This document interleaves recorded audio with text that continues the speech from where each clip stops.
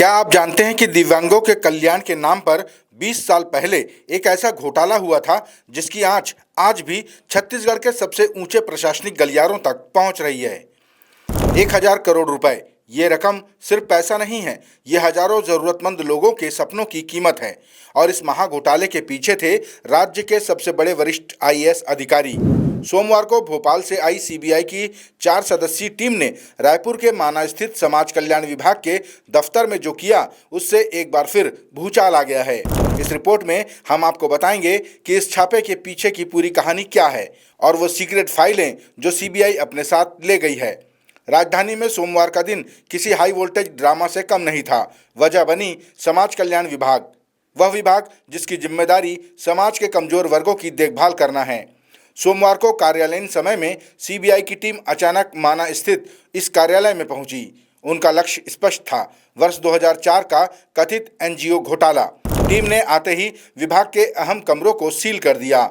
2 घंटों तक चली इस कार्रवाई में सीबीआई के अफसरों ने 2 दशक पुराने घोटाले से जुड़ी हर फाइल को खंगाला। हैरानी की बात यह है कि जब टीम जांच के लिए पहुंची तब विभाग के डायरेक्टर अपने कार्यालय में मौजूद नहीं थे। खबर मिलते ही वे आनन फानन में दफ्तर पहुंचे। सीबीआई ने क्या जब्त किया? सूत्रों के मुताबिक सीबीआई ने घोटाले से संबंधित महत्वपूर्ण फाइलें अपने कब्जे में ले लीं और अपने साथ भोपाल ले गई। ये सिर्फ कोई रूटीन जांच नहीं है, क्योंकि यह इसी कार्यालय में सीबीआई की दूसरी बार की गई छापे की कार्रवाई है, जो बताती है कि जांच अब निर्णायक मोड़ पर है। ये घोटाला छत्तीसगढ़ के इतिहास के सबसे बड़े प्रशासनिक घोटालों में से एक माना जाता है। आरोप है कि राज्य के कई वरिष्ठ आईएएस अधिकारियों ने मिलकर फर्जी एनजीओ बनाकर सरकारी फंड का बड़े पैमाने पर दुरुपयोग किया। इन फर्जी संस्थाओं में मुख्य नाम है state resource institute, physical referral rehabilitation centre. ये संस्थाएं कागजों पर दिव्यांगों के कल्याण, प्रशिक्षण और उपकरणों के लिए बनाई गई थी, लेकिन असल में इन्होंने सरकारी खजाने को चपत लगाई। आरोप है कि कर्मचारियों की नियुक्ति किए बिना ही उनके नाम पर वेतन निकाला गया। चौंकाने वाली बात यह भी सामने आई कि कुछ कर्मचारियों को 2 अलग अलग जगहों से वेतन मिल रहा था। कुंदन ठाकुर को 2008 से 2012 के बीच नौकरी करते समय 4 साल बाद पता चला कि उन्हें 2 जगह से वेतन मिल रहा है। ये बात उन्हें हिला गई। उन्होंने हार नहीं मानी, आरटीआई का सहारा लिया और जानकारी निकाली। पता चला कि रायपुर और बिलासपुर जैसे शहरों में 14 से 16 अन्य कर्मचारी भी 2 जगह से वेतन निकाल रहे हैं। यहीं से एक छोटे से कर्मचारी की हिम्मत ने 1,000 करोड़ के महाघोटाले को उजागर करने की नींव रखी।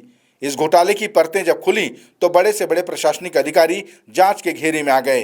इन पर फर्जी एनजीओ बनाकर सरकारी धन लूटने का आरोप है। जिन वरिष्ठ अधिकारियों पर आरोप हैं उनमें शामिल हैं पूर्व मुख्य सचिव Vivek Dhand, IAS M K Raut, IAS doctor Alok Shukla, IAS Sunil Kujur, IAS B L Agrawal, राज्य सेवा से जुड़े सतीश पांडे और पीपी श्रोती, राजेश तिवारी, अशोक तिवारी, हरमन खलको, एमएल पांडे और पंकज वर्मा। यहाँ तक कि तत्कालीन महिला एवं बाल विकास मंत्री रेणुका सिंह भी जांच के घेरे में आई थीं। अब आसान भाषा में समझते हैं कि कब कब क्या क्या हुआ। 16 नवंबर 2004 को कागजों पर फर्जी संस्थाएं बनाई गई। 28 सितंबर 2018 को तत्कालीन मुख्य सचिव अजय सिंह की कमेटी ने इस घोटाले को उजागर किया और नियमित ऑडिट के निर्देश दिए। 30 जनवरी 2020 को कुंदन ठाकुर की याचिका को हाई कोर्ट ने जनहित याचिका में बदला और सीबीआई जांच के आदेश दिए, लेकिन अधिकारियों ने सुप्रीम कोर्ट में याचिका दायर कर दी, जिससे जांच पर रोक लग गई। पिछले दिनों सुप्रीम कोर्ट ने मामला वापस हाई कोर्ट को भेज दिया। 25 सितंबर 2025 को बिलासपुर हाईकोर्ट ने दोबारा सीबीआई जांच के आदेश दिए और कहा कि सीबीआई पुरानी एफआईआर पर जांच करके रिपोर्ट सौंपे। और इसी हाईकोर्ट के आदेश के बाद सीबीआई ने अपनी जांच तेज कर दी, जिसका नज़ारा हमने सोमवार को रायपुर में देखा। मामला गंभीर है क्योंकि अब तक आरोपी रहे कई अधिकारी सेवानिवृत्त हो चुके हैं। गूगल पर उपलब्ध जानकारियों के अनुसार जांच में दोष सिद्ध होने पर सेवानिवृत्त अधिकारियों की पेंशन रोकना और नुकसान की वसूली करना सरकार के लिए एक बड़ी चुनौती होगी। ये रेड दिखाती है कि कानून के हाथ लंबे होते हैं और न्याय भले ही देर से मिले, लेकिन मिलता जरूर है। 2004 से चला आ रहा ये घोटाला अब अपने निर्णायक अंजाम की ओर बढ़ रहा है। 1,000 करोड़ का ये घोटाला हमारी प्रशासनिक व्यवस्था पर एक बड़ा सवाल है।